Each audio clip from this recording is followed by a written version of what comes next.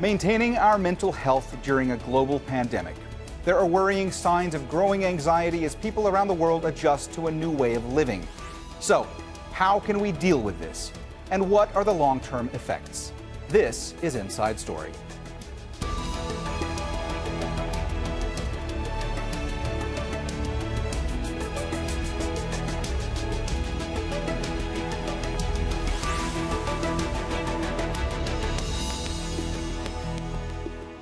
Hello and welcome to the program. I'm Mohammed Jamjoom.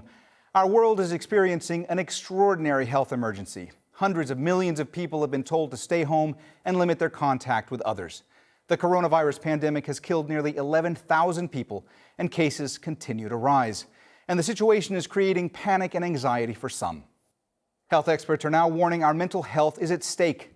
Nearly 264 million people suffer from some sort of anxiety disorder. And the global health crisis is leading to a loss of sleep, concentration, and stress for many. Doctors say they're treating patients who've been affected by the constant bombardment of information about the virus and the uncertainty it brings. So, how do you protect your mental health while in self-isolation? And what measures can be taken to lessen its impact?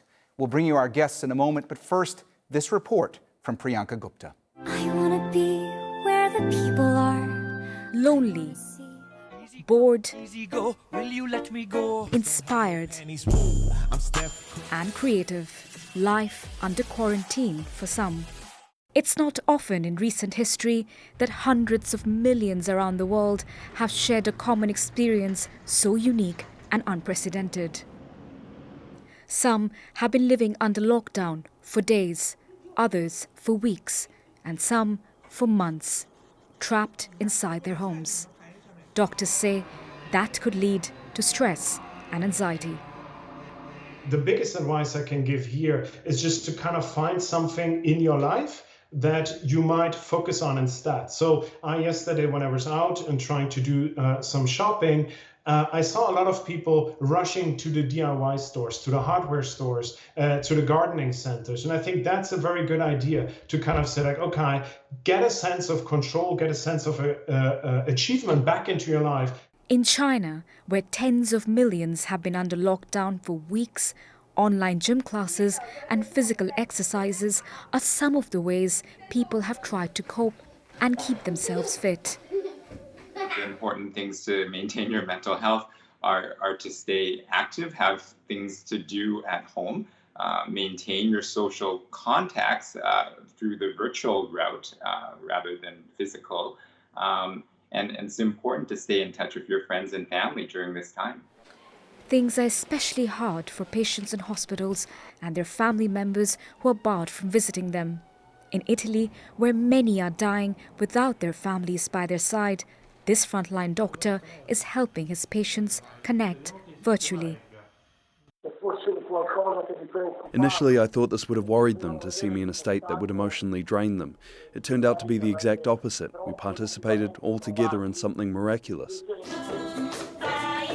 In this hospital in South Korea, doctors are using art and bedside concerts through video call to help patients deal with extreme loneliness. In our hospital, we treated many confirmed COVID-19 patients, and they feel very strong stress and also big the psychological problems. So we try to provide not only the psychological consultation. A pandemic that's cut off nations, separated friends, families and neighbors from each other, has also brought the feeling that we are all in this together.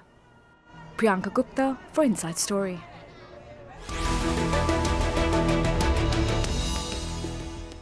All right, let's bring in our guests. All of them are joining us from the UK today. In London, we have Andreas Kappes, a social psychologist and neuroscientist at the University of London.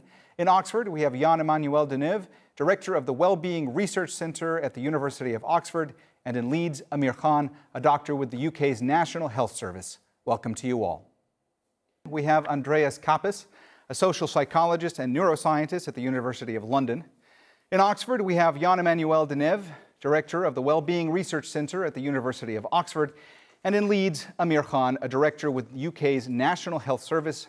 Welcome to you all. Andreas, let me start with you. There is such a collective sense of anxiety and panic right now. What are the main steps people can take to reduce that?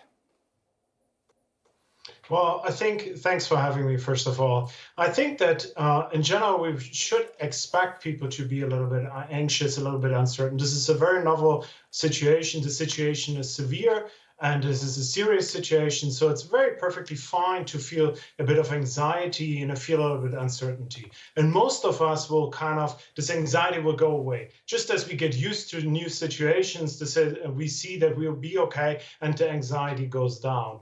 But for some of us, I think we have this kind of belief that we can try to control this anxiety by excessively worrying about that, consuming more and more information, and that might actually feed into the anxiety. So I think if you feel that, oh, I really need to catch up on the internet, I need to catch up on the news to get this one more piece of information in order to get my anxiety down, that's a really good sign that you should step away and maybe have 2 or 3 hours of news-free time. Yeah, Emmanuel, I want to expand on the point that Andreas was making, because there is a lot of guidance out there saying that we should all stay aware of what is going on. But then there is also guidance that says we should step back, we should disconnect, we should try to distract ourselves. How do you try to strike that balance?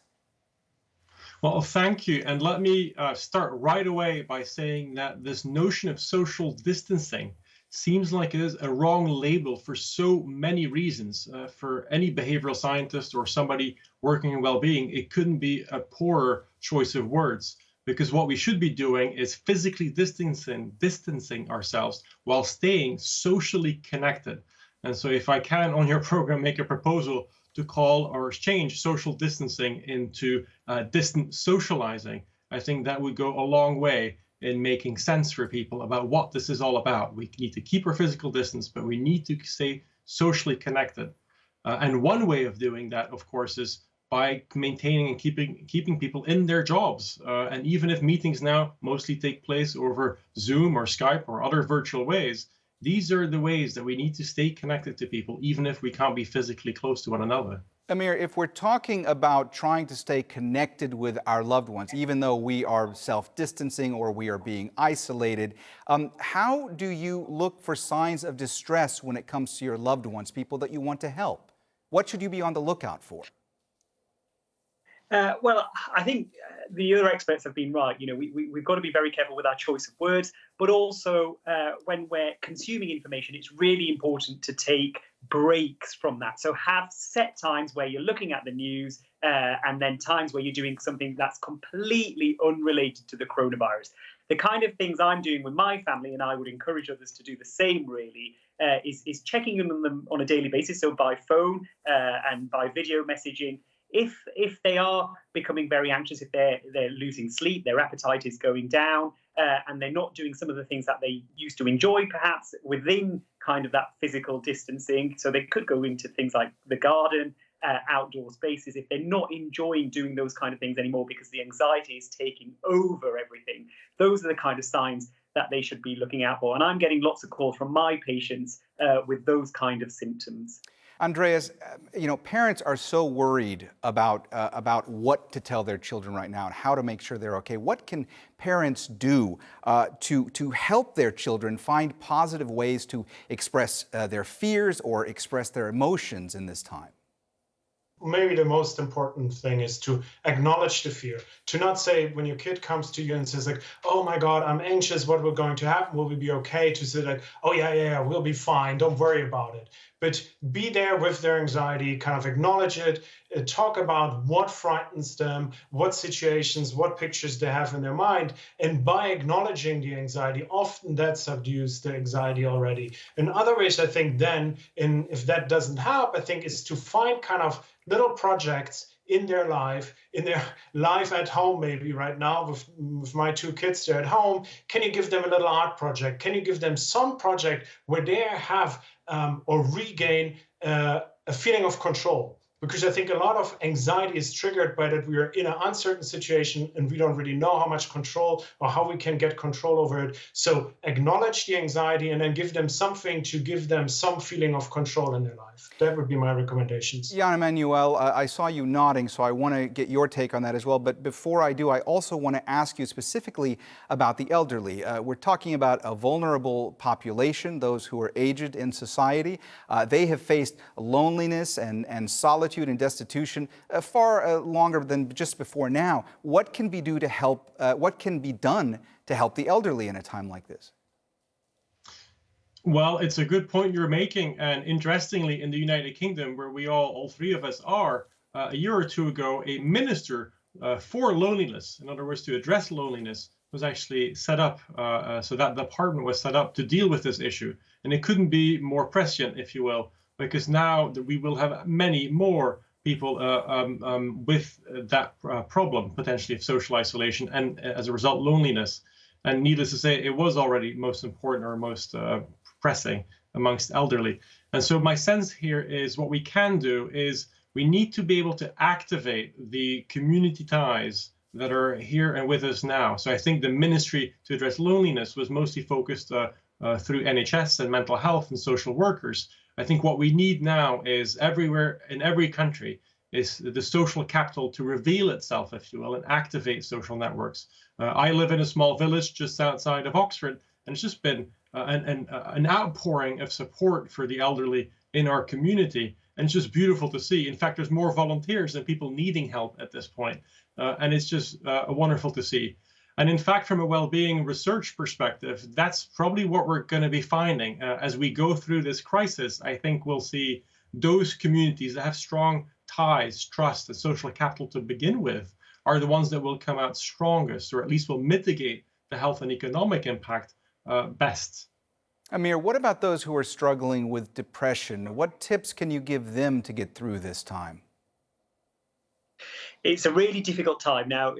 I've been at work all week and I've been fielding calls and seeing patients with depression and anxiety, and obsessive compulsive disorder is another one that often gets left out alongside depression and anxiety. So what I'm saying to them is we may well need to adjust their medication if needed, because it is unprecedented times, and I am doing that. However, the kind of things that they can do for themselves, we've hinted already at the loss of control and the unknown, and anxiety is rooted in that. So if they can try and get some kind of structure to their day, and they may be off work and they may be having to do other things that's unusual for them, but try and wake up at the same time every day, have your breakfast, try and do some form of work in the daytime. Certainly going outside helps. There's a lot of research that proves that being outdoors with nature in green spaces is really beneficial to your mental health. So if you've got the motivation to do that, gardens, open spaces are still safe in a lot of countries, provided you're staying 2 meters apart from other people. And if there are things that you still enjoy doing indoors, then certainly find time for them in your day. Don't spend all day scrolling through social media, watching the news, because that will only feed into your anxiety and depression. But if you're really struggling, if your sleep is affected, your appetite is affected, and you're having thoughts about perhaps harming yourself, which is the reality in depression, you must speak to your doctor. Amir, because you brought up a point that I was going to get to in just a bit, I want to follow up specifically with you. That is about obsessive compulsive disorder. And the reason I want to talk about this is because we are living in a time right now when people are being told repeatedly that they should wash their hands throughout the day. You have people who have obsessive compulsive disorder.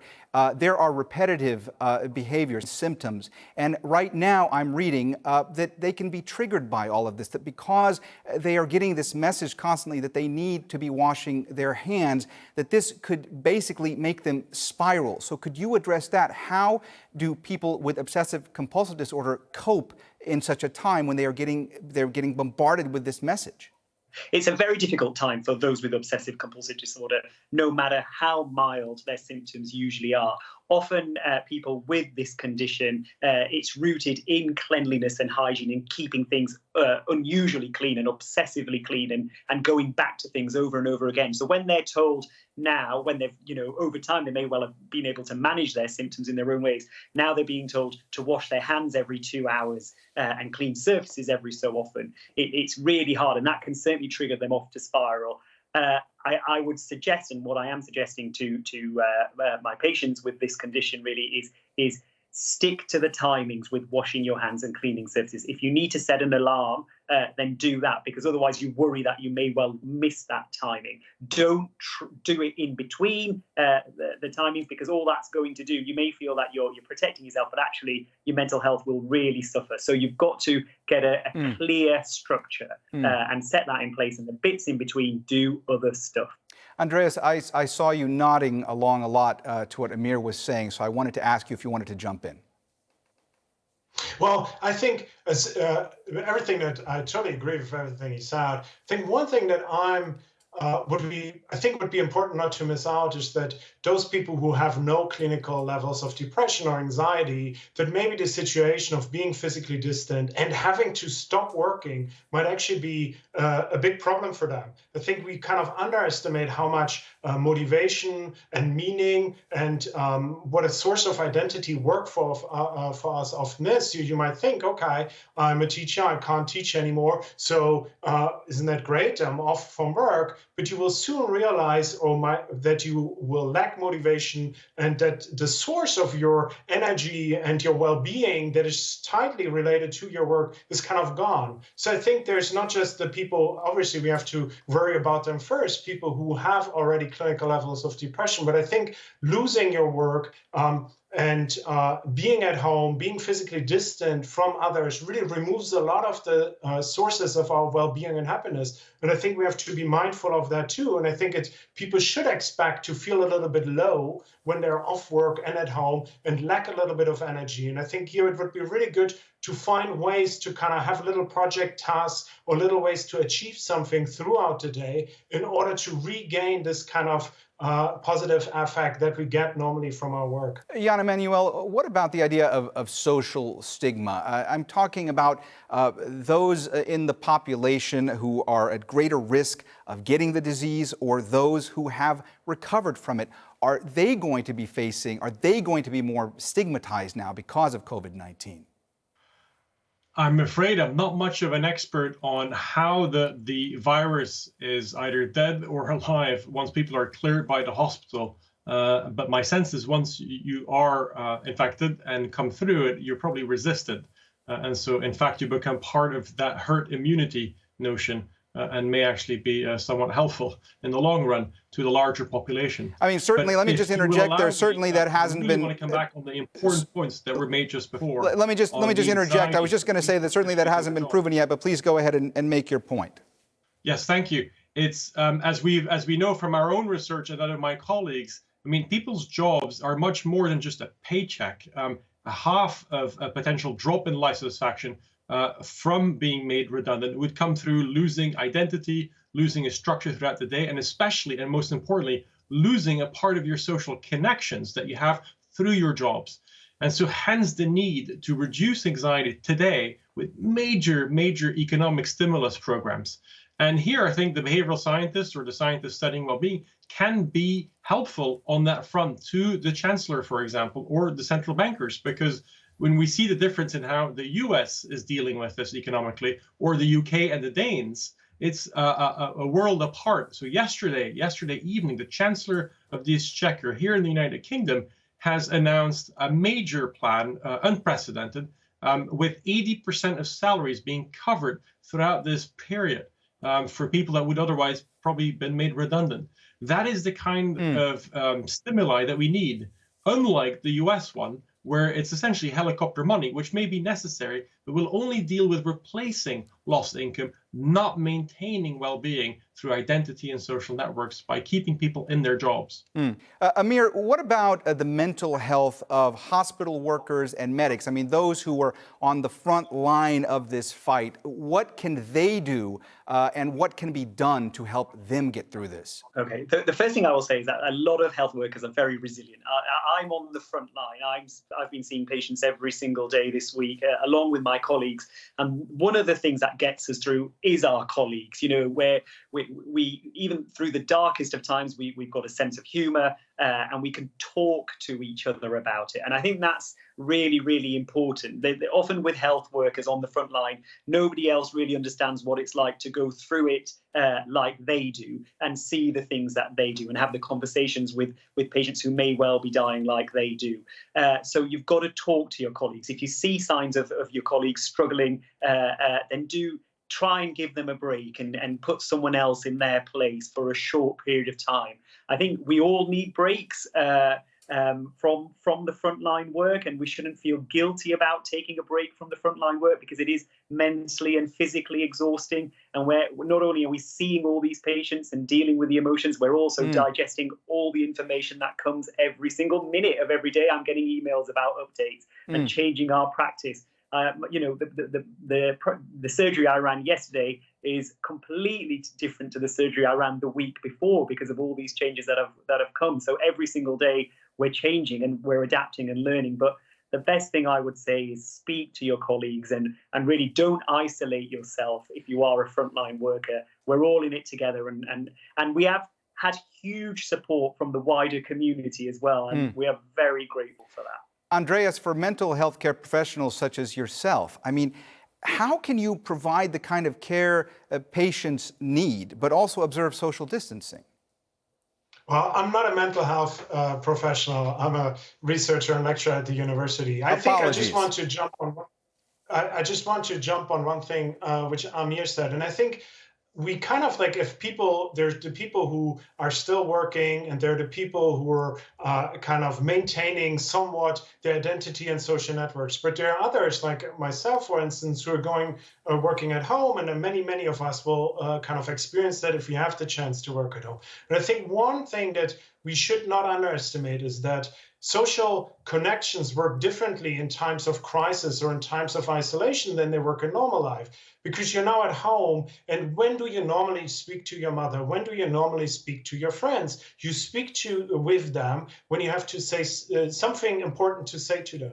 But let's say you're in a week at your home. Nothing really interesting happened. You ate something, you watched a little TV, you worked a little bit, you played with the children. So you might feel, well, should I call somebody? Should I tell them? I have nothing. And we really underestimate how these mundane social interactions positively impact our positive well-being. So you should give yourself the permission to have a boring telephone call, to tell somebody something relatively mundane, something that might not be newsworthy in times of non-pandemics, but right now is, because that will be a source. And it's the same, I think Emmanuel said that if you're working and trying to be connected to your colleagues, if you're working at home, it is also important to have these kind of mundane exchanges. That it's not just work, and it's not just crisis, and not just well-being, but just kind of like, what did you have for dinner? Oh, how was that? How are your kids? What are they playing, etc. Just simple things. I think that's really, really important to maintain a sense of well-being. Jan Emmanuel, we only have about a couple of minutes left, so let me just ask you,